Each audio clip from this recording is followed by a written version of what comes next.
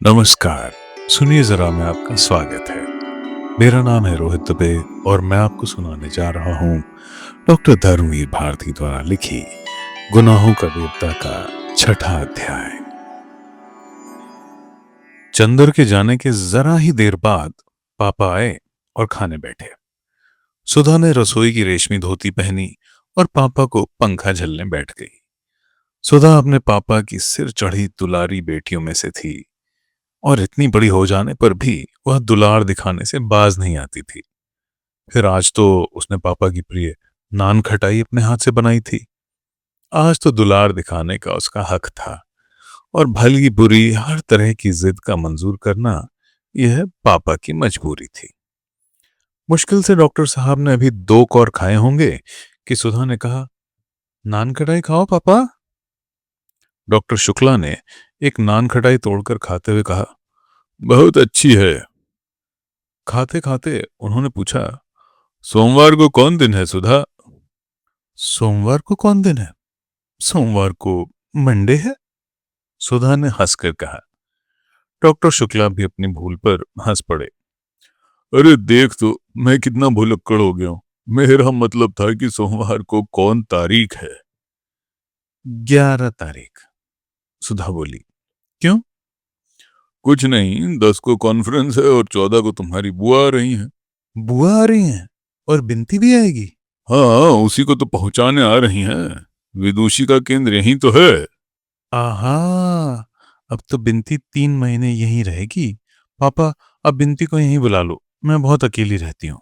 हाँ, अब तो जून तक यहीं रहेगी, फिर जुलाई में उसकी शादी होगी, डॉक्टर शुक्ला ने कहा। अरे, अभी से? अभी उसकी उम्र ही क्या है? सुधा बोली। क्यों, तेरे बराबर है। अब तेरे लिए भी तेरी बुआ ने लिखा है। नहीं पापा, हम ब्याह नहीं करेंगे, सुधा ने मचल कर कहा। तब? बस हम पढ़ेंगे, एफए कर लेंगे, फिर बीए, फिर एमए, फिर रिसर्च, फिर बराबर पढ़ते जाएंगे। फिर एक दिन हम भी तुम्हारे बराबर हो जाएंगे। क्यों पापा? पागल नहीं तो। बातें तो सुनो इसकी। ला, 2 नान खटाई और दे। शुक्ला हंसकर बोले, नहीं, पहले तो कबूल दो, तब हम नान खटाई देंगे। बताओ, ब्याह तो नहीं करोगे? सुधा ने 2 नान खटाइयां हाथ में उठाकर कहा। ला, रख। नहीं, पहले बता दो। अच्छा अच्छा, नहीं करेंगे। सुधा ने दोनों नान खटाइयां रखकर पंखा झलना शुरू किया। इतने में फिर नान खटाइयां खाते हुए डॉक्टर शुक्ला बोले, तेरी सास तुझे देखने आएगी तो यही नान खटाइयां तुमसे बनवा कर खिलाएंगे। फिर वही बात, सुधा ने पंखा पटक कर कहा। अभी तुम वादा कर चुके हो कि ब्याह नहीं करेंगे। हाँ हाँ, ब्याह नहीं करूंगा यह तो कह दिया मैंने, लेकिन तेरा ब्याह नहीं करूंगा यह मैंने कब कहा? हाँ, ये तो फिर झूठ बोल गए ना तुम, सुधा बोली। अच्छा चलो हर। महाराजन ने डांट कर कहा। इतनी बड़ी बिटिया हो गई, मारे दुलार के बररानी जात है। महाराजन पुरानी थी और सुधा को डांटने का पूरा हक था उसे, और सुधा भी उसका बहुत लिहाज करती थी। वह उठी और चुपचाप जाकर अपने कमरे में लेट गई। 12 बज रहे थे। वह लेटी लेटी कल रात की बात सोचने लगी। क्लास में क्या मजा आया था कल। गेसु कितनी अच्छी लड़की है। इस वक्त गेसु के यहाँ खाना पीना हो रहा होगा और फिर सब लोग मिलकर गाएंगे। कौन जाने, शायद दोपहर को कव्वाली भी हो। इन लोगों के यहाँ कव्वाली इतनी अच्छी होती है। सुधा सुन नहीं पाएगी और गेसु ने भी कितना बुरा माना होगा, और यह सब चंदर की वजह से। चंदर हमेशा उसके आने जाने, उठने बैठने में कतर ब्योत करता रहता है। एक बार वह अपने मन से लड़कियों के साथ पिकनिक में चली गई। वहीं चंदर के बहुत से दोस्त भी थे। एक दोस्त ने जाकर चंदर से जाने क्या कह दिया कि चंदर उस पर बहुत बिगड़ा, और सुधा कितनी रोई थी उस दिन। यह चंदर बहुत खराब है। सच पूछो तो अगर कभी कभी वह सुधा का कहना मान लेता है तो उससे दुगना सुधा पर रोब जमाता है और सुधा को रुला रुला कर मार डालता है, और खुद अपने आप दुनिया भर में घूमेंगे। अपना काम होगा तो चलो सुधा, अभी करो फौरन। और सुधा का काम होगा तो अरे भाई क्या करें, भूल गए। अब आज ही देखो, सुबह 8 बजे आए और अब देखो 2 बजे भी जनाब आते हैं या नहीं, और कह गए हैं 2 बजे तक के लिए। तो 2 बजे तक सुधा को चैन नहीं पड़ेगी, न नींद आएगी, न किसी काम में तबीयत लगेगी। लेकिन अब ऐसे काम कैसे चलेगा? इम्तिहान को कितने थोड़े दिन रह गए हैं, और सुधा की तबीयत सिवा पोइट्री के और कुछ पढ़ने में लगती ही नहीं। कब से वो चंदर से कह रही है थोड़ा सा इकोनॉमिक्स पढ़ा दो, लेकिन ऐसा स्वार्थी है कि बस चाय पी ली, नान खटाई खा ली, रुला लिया, और फिर अपने मस्त साइकिल पर घूम रहे हैं। यही सब सोचते सोचते सुधा को नींद आ गई, और 3 बजे जब गेसु आई तो भी सुधा सो रही थी। पलंग के नीचे डीएमसी का गोला खुला हुआ था और तकिए के पास क्रोशिया पड़ी थी। सुधा थी भी बड़ी प्यारी, बड़ी खूबसूरत, और खास तौर से उसकी पलकें तो अपराजिता के फूलों को मात करती थीं, और थी इतनी गोरी गुदकारी कि कहीं पर दबा दो तो फूल खिल जाए। मूंगिया होठों पर जाने कैसा अछूता गुलाब मुस्कुराता था, और बाहें तो जैसे बेले की पंखुड़ियों की बनी हो।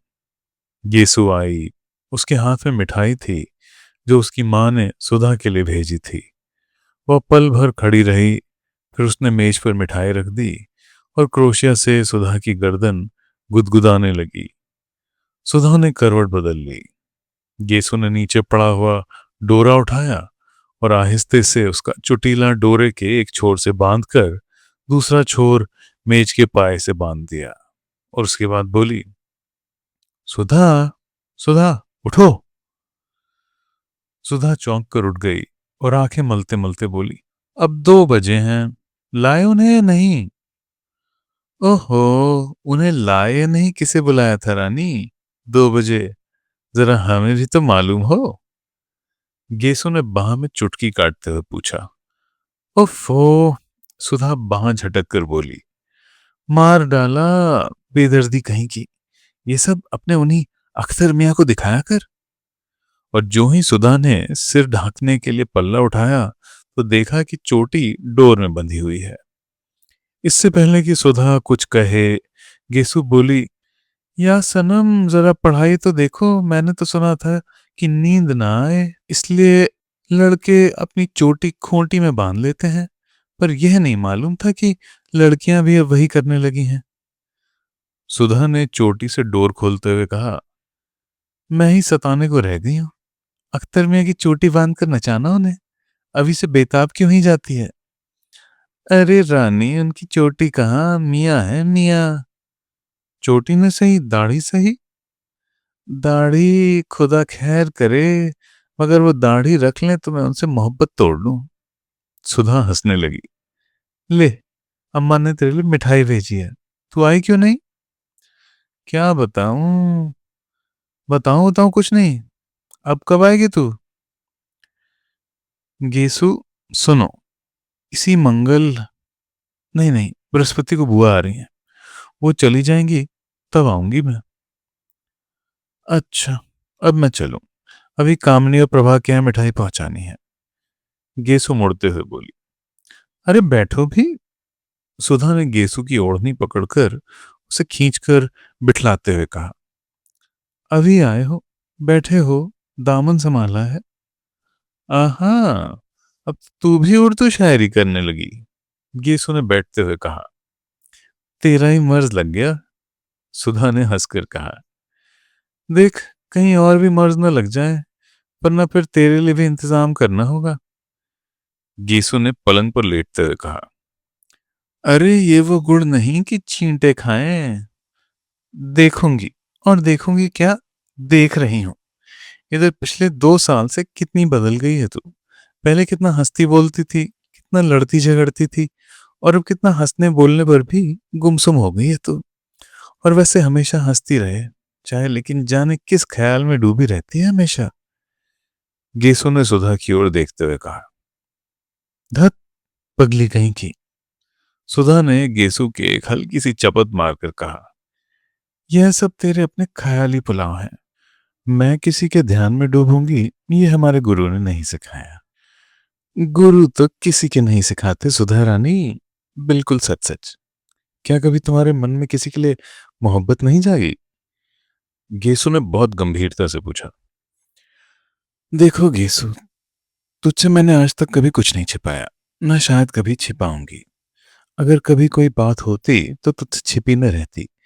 और रहा मोहब्बत का, तो सच पूछ, तो मैंने जो कुछ कहानियों में पढ़ा है कि किसी को देखकर मैं रोने लगूं, गाने लगूं, पागल हो जाऊं, यह सब कभी मुझे नहीं हुआ। और रही कविताएं, तो उनमें की बातें मुझे अच्छी लगती हैं। कीट्स की कविताएं पढ़कर ऐसा लगा है अक्सर कि मेरी नसों का कतरा कतरा आंसू बनकर छलकने वाला है। लेकिन वह महज कविता का असर होता है। महज कविता का असर? गेसु ने पूछा। कभी किसी खास आदमी के लिए तेरे मन में हंसी या आंसू नहीं उमड़ते? कभी अपने मन को जांच कर तो देख। कहीं तेरी नाजुक ख्याली के पर्दे में किसी एक की सूरत तो नहीं छिपी है? नहीं गेसुबानो, नहीं, इसमें मन को जांचने की क्या बात है? ऐसी बात होती तो मन किसी के लिए झुकता, तो क्या खुद मुझे नहीं मालूम होता? सुधा बोली। लेकिन तुम ऐसा क्यों सोचती हो? बात यह है सुधी, गेसु ने सुधा को अपनी गोद में खींचते हुए कहा। देखो, तुम मुझसे इल्म में ऊंची हो, तुमने अंग्रेजी शायरी छान डाली है, लेकिन जिंदगी से जितना मुझको साबिका पड़ चुका है, अभी तुम्हें नहीं पड़ा।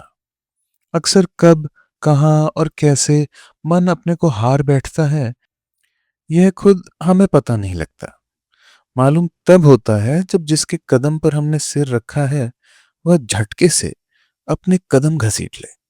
उस वक्त हमारी नींद टूट जाती है, और तब हम जाकर देखते हैं कि अरे, हमारा सिर तो किसी के कदमों पर रखा हुआ था, और उनके सहारे आराम से सोते हुए हम सपना देख रहे थे कि हमारा सिर कहीं झुका ही नहीं। और मुझे जाने तेरी आंखों में इधर क्या दिख रहा है कि मैं बेचैन हो उठी हूं। तूने कभी कुछ नहीं कहा, लेकिन मैंने देखा कि नाजुक आशार तेरे दिल को उस जगह छू लेते हैं जिस जगह उसी को छू सकते हैं जो अपना दिल किसी के कदमों पर चढ़ा चुका हो। और मैं यह नहीं कहती कि तूने मुझसे छिपाया है। कौन जानता है तेरे दिल ने खुद तुझसे यह राज छिपा रखा हो। और सुधा के गाल थपथपाते हुए गेसु बोली। लेकिन मेरी एक बात मानेगी तू? तू कभी इस दर्द को मोल न लेना, बहुत तकलीफ होती है। सुधा हंसने लगी। तकलीफ की क्या बात, तू तो है ही, तुझसे पूछ लूंगी उसका इलाज। मुझसे पूछकर क्या कर लेगी? दर्द दिल क्या बांटने की चीज है, बांट लें अपने पराए दर्द दिल। नहीं, तू बड़ी सुकुमार है, तू इन तकलीफों के लिए बनी नहीं मेरी चंपा। और गेसु ने उसका सिर अपनी छाती में छिपा लिया। टन से घड़ी ने 3:30 बजाए। सुधा ने अपना सिर उठाया और घड़ी की ओर देखकर कहा, ओफो, 3:30 बज गए और अभी तक गायब। किसके इंतजार में बेताब है तू? गेसु ने उठकर पूछा। बस दर्द दिल, मोहब्बत, इंतजार, बेताबी, तेरे दिमाग में ना तो यही सब भरा रहता है आजकल। वही तू सबको समझती है। इंतजार इंतजार नहीं, चंदर अभी मास्टर लेकर आएंगे। अब इम्तिहान कितना नजदीक है। हाँ, ये तो सच है। और अभी तक मुझसे पूछ, क्या पढ़ाई हुई है? असल बात तो यह है कि कॉलेज में पढ़ाई हो तो घर में पढ़ने में मन लगे, और राजा कॉलेज में पढ़ाई नहीं होती। इससे अच्छा सीधे यूनिवर्सिटी में बीए करते तो अच्छा था। मेरी तो अम्मी ने कहा है कि वहां लड़के पढ़ते हैं, वहां नहीं भेजूंगी।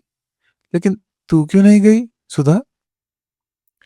मुझे भी चंद्र ने मना कर दिया था, सुधा बोली।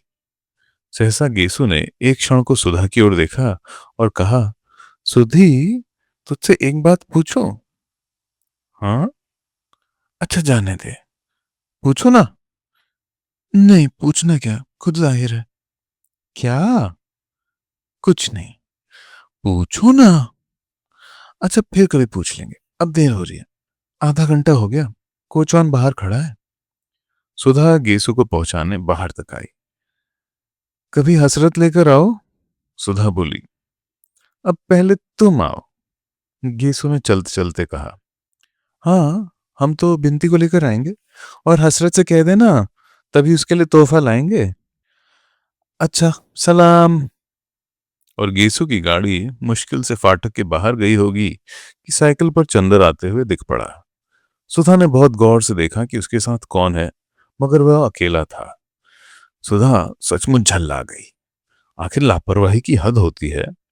चंदर को दुनिया भर के काम याद रहते हैं। एक सुधा से जाने क्या खार खाए बैठा है कि सुधा का काम कभी नहीं करेगा। इस बात पर सुधा कभी कभी दुखी हो जाती है और घर में किससे वह कहे काम के लिए। खुद कभी बाजार नहीं जाती। नतीजा यह होता है कि वह छोटी से छोटी चीज के लिए मोहताज होकर बैठ जाती है और काम नौकरों से करवा भी ले। पर अब मास्टर तो नौकर से नहीं ढूंढवाया जा सकता। ऊन तो नौकर नहीं पसंद कर सकता। किताबें तो नौकर नहीं ला सकता। और चंदर का यह हाल है। इसी बात पर कभी कभी उसे रुलाई आ जाती है। चंदर ने आकर बरामदे में साइकिल रखी और सुधा का चेहरा देखते ही वह समझ गया। काहे मुंह बना रखा है? 5 बजे मास्टर साहब आएंगे तुम्हारे। अभी उन्हीं के यहां से आ रहे हैं। बिसरिया को जानती हो? वही आएंगे। और उसके बाद चंदर सीधा स्टडी रूम में पहुंच गया। वहां जाकर देखा तो आराम कुर्सी पर बैठे ही बैठे डॉक्टर शुक्ला सो रहे हैं। अतः उसने अपना चार्ट और पेन उठाया और ड्राइंग रूम में आकर चुपचाप काम करने लगा। बड़ा गंभीर था वह। जब इंक घोलने के लिए उसने सुधा से पानी नहीं मांगा और खुद गिलास लाकर आंगन में पानी लेने लगा, तब सुधा समझ गई कि आज दिमाग कुछ बिगड़ा है। वह एकदम तड़प उठी। क्या करे वह? वैसे चाहे वह चंदर से कितना ही ढीठ क्यों ना हो, पर जब चंदर गुस्सा रहता था तब सुधा की रूह कांप उठती थी। उसकी हिम्मत नहीं पड़ती थी कि वह कुछ भी कहे, लेकिन अंदर ही अंदर वह इतनी परेशान हो उठती थी कि बस। कई बार वह किसी न किसी बहाने से ड्राइंग रूम में आई। कभी गुलदस्ता बदलने, कभी मेज पोश बदलने, कभी अलमारी में कुछ रखने, कभी अलमारी में से कुछ निकालने। लेकिन चंदर अपने चार्ट में निगाहें गड़ाए रहा। उसने सुधा की ओर देखा तक नहीं। सुधा की आंख में आंसू छलक आए और वह चुपचाप अपने कमरे में चली गई और लेट गई। थोड़ी देर वह पड़ी रही। पता नहीं क्यों वह फूट फूट कर रो पड़ी। खूब रोई, खूब रोई। और फिर मुंह धोकर आकर पढ़ने की कोशिश करने लगी। जब हर अक्षर में उसे चंदर का उदास चेहरा नजर आने लगा तो उसने किताब बंद करके रख दी और ड्राइंग रूम में गई। चंदर ने चार्ट बनाना भी बंद कर दिया था और कुर्सी पर सिर टेके छत की ओर देखता हुआ जाने क्या सोच रहा था। वह जाकर सामने बैठ गई तो चंदर ने चौंक कर सिर उठाया और फिर चार्ट को सामने खिसका लिया। सुधा ने बड़ी हिम्मत करके कहा, चंदर। क्या? बड़े भर्राए गले से चंदर बोला, इधर देखो। सुधा ने बहुत दुलार से कहा, क्या है? चंदर ने उधर देखते हुए कहा, अरे सुधा, तुम रो क्यों रही हो? हमारी बात पर नाराज हो गए तुम। हम क्या करें? हमारा स्वभाव ही ऐसा हो गया है। पता नहीं क्यों तुम पर इतना गुस्सा आ जाता है। सुधा के गाल पर दो बड़े बड़े मोती ढलक आए। अरे पगली, मालूम होता है तुम्हारा तो दिमाग बहुत जल्दी खराब हो जाएगा। हमने तुमसे कुछ कहा है? कह लेते तो हमें संतोष हो जाता। हमने कभी कहा तुमसे कि तुम कहा मत करो, गुस्सा मत हुआ करो? मगर तुम तो फिर भी गुस्सा मन ही मन छिपाने लगते हो। इसी पर हमें रुलाई आ जाती है। नहीं सुधी, तुम्हारी बात नहीं थी और हम गुस्सा भी नहीं थे। पता नहीं क्यों मन बड़ा भारी सा था। क्या बात है? अगर बता सको तो बताओ, वरना हम कौन हैं तुमसे पूछने वाले। सुधा ने बड़े करुण स्वर में कहा, तो तुम्हारा दिमाग खराब हुआ। हमने कभी तुमसे कोई बात छिपाई? जाओ, अच्छी लड़की की तरह मुंह धो आओ, जाओ चलो। सुधा उठी और मुंह धोकर आकर बैठ गई। अब बताओ, क्या बात थी? कोई एक बात हो तो बताएं।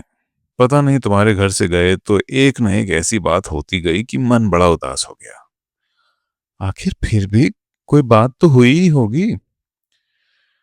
देखो सुधा, बात यह हुई कि तुम्हारे यहां से मैं घर गया खाना खाने। वहां देखा चाचा जी आए हुए हैं। उनके साथ एक कोई साहब और हैं। खैर, बड़ी खुशी हुई।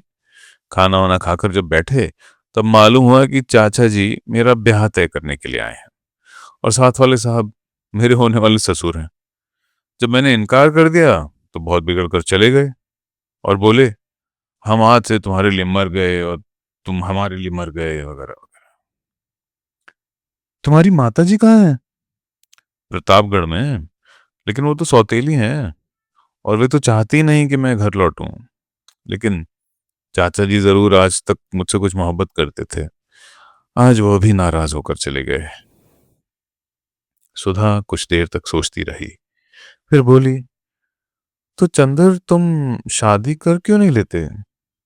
नहीं सुधा, शादी नहीं करनी मुझे। मैंने देखा कि जिसकी शादी हुई कोई भी सुखी नहीं हुआ, सभी का भविष्य बिगड़ गया। और क्यों एक तवालत पाली जाए, जाने कैसी लड़की हो क्या हो। तो उसमें क्या, पापा से कहो उस लड़की को जाकर देख लें, हम भी पापा के साथ चले जाएंगे। अच्छी हो तो कर लो ना चंदर, फिर यहीं रहना, हमें अकेला भी नहीं लगेगा। क्यों? नहीं जी, तुम तो समझती नहीं हो। जिंदगी निभानी है कि कोई गाय भैंस खरीदना है। चंदर ने हंसकर कहा, आदमी एक दूसरे को समझे बूझे प्यार करे तब ब्याह के भी कोई माने हैं। तो उसी से कर लो जिससे प्यार करते हो। चंदर ने कुछ जवाब नहीं दिया। बोलो, चुप क्यों हो गए? अच्छा, तो तुमने किसी को प्यार किया चंदर? क्यों? बताओ ना। शायद नहीं। बिल्कुल ठीक, हम भी यही सोच रहे थे अभी। सुधा बोली। क्यों, ये क्यों सोच रही थी? इसलिए कि तुमने किया होता तो तुम हमसे थोड़ा ही छिपाते, हमें जरूर बताते। और नहीं बताया तो हम समझ गए कि अभी तुमने किसी से प्यार नहीं किया। लेकिन तुमने यह पूछा क्यों सुधा? यह बात तुम्हारे मन में उठी कैसे? कुछ नहीं, अभी गेसु आई थी, वह बोली, सुधा, तुमने किसी से कभी प्यार किया है? असल में वो अख्तर को प्यार करती है, उससे उसका विवाह होने वाला है। हाँ, तो उसने पूछा कि तूने किसी से प्यार किया है? हमने कहा नहीं। बोली, तू अपने से छिपाती है।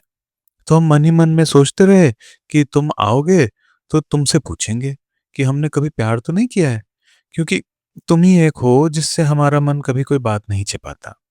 अगर कोई बात छिपाई भी होती हमने तो तुम्हें तो जरूर बता देती। फिर हमने सोचा कि शायद कभी हमने प्यार किया हो और तुम्हें बताया हो, फिर हम भूल गए हो। अभी उस दिन देखो, हम पापा की दवाई का नाम भूल गए और तुम्हें याद रहा। शायद हम भूल गए हो और तुम्हें मालूम हो। कभी हमने प्यार तो नहीं किया ना? नहीं, हमें तो कभी नहीं बताया। चंदर बोला। तब तो हमने प्यार व्यार नहीं किया। गेसु यूं ही गप उड़ा रही थी। सुधा ने संतोष की सांस लेकर कहा, लेकिन बस, चाचा जी के नाराज होने पर तुम इतने दुखी हो गए हो जाने दो नाराज, पापा तो हैं अभी। क्या पापा मोहब्बत नहीं करते तुमसे? सो क्यों नहीं करते? तुमसे ज्यादा मुझसे करते हैं। लेकिन उनकी बात से मन तो भारी हो ही गया।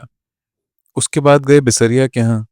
बिसरिया ने कुछ बड़ी अच्छी कविताएं सुनाई और भी मन भारी हो गया। चंदर ने कहा, लो, तब तो चंदर तुम प्यार करते होगे, जरूर से। सुधा ने हाथ पटक कर कहा, क्यों? गेसु कह रही थी, शायरी पर जो उदास हो जाता है वह जरूर मोहब्बत वोहब्बत करता है।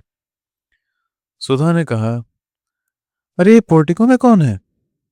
चंदर ने देखा, ओह लो, बिसरिया आ गया। चंदर उसे बुलाने उठा तो सुधा ने कहा, अभी बाहर बिठलाना उन्हें, मैं तब तक कमरा ठीक कर लूं। बिसरिया को बाहर बिठाकर चंदर भीतर आया अपना चार्ट वगैरह समेटने के लिए। तो सुधा ने कहा, सुनो। चंदर रुक गया। सुधा ने पास आकर कहा, तो अब तो उदास नहीं हो ना तुम? नहीं चाहते मत करो शादी, इसमें उदास क्या होना?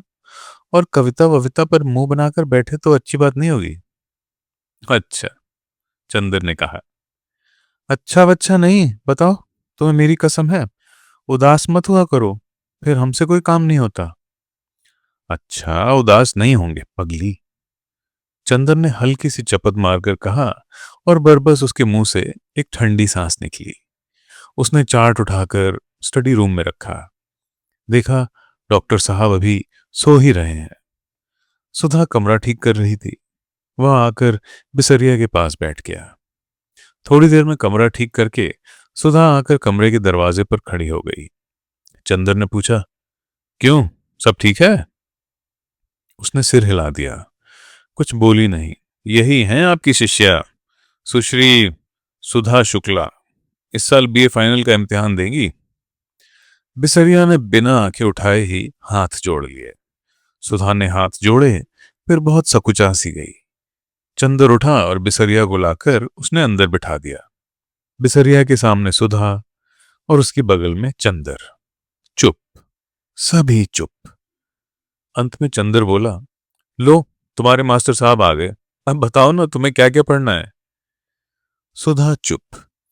बिसरिया कभी यह पुस्तक उलटता, कभी वह। थोड़ी देर बाद वह बोला, तो आपके क्या विषय हैं? जी, बड़ी कोशिश से बोलते हुए सुधा ने कहा, हिंदी, इकोनॉमिक्स और गृह विज्ञान। और उसके माथे पर पसीना झलक आया। आपको हिंदी कौन पढ़ाता है? बिसरिया ने किताब में ही निगाह गड़ाए हुए कहा। सुधा ने चंदर की ओर देखा और मुस्कुराकर फिर मुंह झुका लिया। बोलो ना तुम खुद, ये राजा गर्ल्स कॉलेज में है, शायद मिस पवार हिंदी पढ़ाती हैं। चंदर ने कहा, अच्छा, अब आप पढ़ाइए, मैं अपना काम करूं। चंदर उठकर चल दिया स्टडी रूम में। मुश्किल से चंदर दरवाजे तक पहुंचा होगा कि सुधा ने बिसरिया से कहा, जी मैं पेन ले आऊं? और लपकती हुई चंदर के पास पहुंची। ए सुनो, चंदर। चंदर रुक गया और उसका कुर्ता पकड़कर छोटे बच्चों की तरह मचलते हुए सुधा बोली, तुम चलकर बैठो तो हम पढ़ेंगे, ऐसे शर्म लगती है। जाओ चलो, हर वक्त वही बचपना। चंदर ने डांट कर कहा, चलो पढ़ो सीधे से, इतनी बड़ी हो गई अभी तक वही आदतें। सुधा चुपचाप मुंह लटकाकर खड़ी हो गई और फिर धीरे धीरे पढ़ने लग गई। चंदर स्टडी रूम में जाकर चार्ट बनाने लगा। डॉक्टर साहब अभी तक सो रहे थे। एक मक्खी उड़कर उनके गले पर बैठ गई और उन्होंने बाएं हाथ से मक्खी मारते हुए नींद में कहा, मैं इस मामले में सरकार की नीति का विरोध करता हूं। चंदर ने चौंक कर पीछे देखा। डॉक्टर साहब जग गए थे और जम्हाई ले रहे थे। जी, आपने मुझसे कुछ कहा? चंदर ने पूछा। नहीं, क्या मैंने कुछ कहा था क्या? मैं सपना देख रहा था। क्या बज गए? 5:30। अरे, बिल्कुल शाम हो गई। डॉक्टर साहब ने बाहर देखकर कहा, अब रहने दो कपूर, आज काफी काम किया है तुमने, चाय मंगवाओ। सुधा कहाँ है? पढ़ रही है, आज से उसके मास्टर साहब आने लगे। अच्छा अच्छा, जाओ उन्हें भी बुला लाओ और चाय भी मंगवा लो, उसे भी बुला लो, सुधा को। चंदर जब ड्राइंग रूम में पहुंचा तो देखा सुधा किताबें समेट रही है और बिसरिया जा चुका है। उसने सुधा से कहना चाहा, लेकिन सुधा का मुंह देखते ही उसने अनुमान किया कि सुधा लड़ने के मूड में है। अतः वह स्वयं ही जाकर महाराजन से कह आया कि 3 प्याला चाय पढ़ने के कमरे में भेज दो। जब वह लौटने लगा तो खुद सुधा ही उसके रास्ते में खड़ी हो गई और धमकी के स्वर में बोली, अगर कल से साथ नहीं बैठोगे ना तुम, तो हम नहीं पढ़ेंगे। हम साथ नहीं बैठ सकते, चाहे तुम पढ़ो या ना पढ़ो, चंदर ने ठंडे स्वर में कहा और आगे बढ़ा। तो फिर हम नहीं पढ़ेंगे, सुधा ने जोर से कहा। क्या बात है, क्यों लड़ रहे हो तुम लोग? डॉक्टर शुक्ला अपने कमरे से बोले। चंदर कमरे में जाकर बोला, कुछ नहीं, ये कह रही हैं कि पहले हम कहेंगे। बात काटकर सुधा बोली, पापा हमने इनसे कहा कि तुम पढ़ाते वक्त बैठा करो, हमें बहुत शर्म लगती है। ये कहते हैं पढ़ो चाहे ना पढ़ो, हम नहीं बैठेंगे। अच्छा अच्छा, जाओ चाय लाओ। जब सुधा चाय लाने गई तो डॉक्टर साहब बोले, कोई विश्वास पात्र लड़का है? अपने घर की लड़की समझकर सुधा को सौंपना पढ़ने के लिए।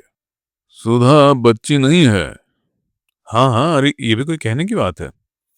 हाँ, वैसे अभी तक सुधा तुम्हारी ही निगहबानी में रही है, तुम खुद ही अपनी जिम्मेवारी समझते हो। लड़का हिंदी में एमए है? हाँ, एमए कर रहा है। अच्छा है, तब तो बिनती आ रही है, उसे भी पढ़ा देगा। सुधा चाय लेकर आ गई थी। पापा तुम लखनऊ कब जाओगे? शुक्रवार को, क्यों? और ये भी जाएंगे? हाँ। और हम अकेले रहेंगे? क्यों? महाराजी यहाँ सोएगी और अगले सोमवार को हम लौट आएंगे। डॉक्टर शुक्ला ने चाय का प्याला मुंह में लगाते हुए कहा। तो मित्रों, ये था 6ठा अध्याय। अगले अध्याय हम जल्द ही लाएंगे। धन्यवाद।